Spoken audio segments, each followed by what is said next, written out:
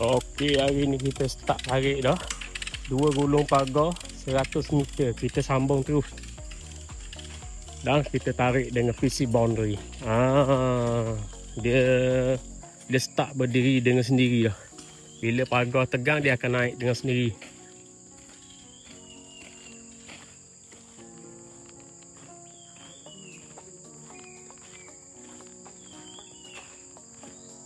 Ni pagar 2 gulung 5 kaki. Tarik gila dah 10 weh.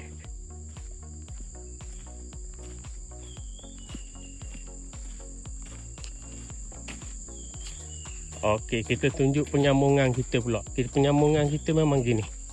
Pakai krim. Ni krim. Tak bergerak langsung, tak berganjak langsung.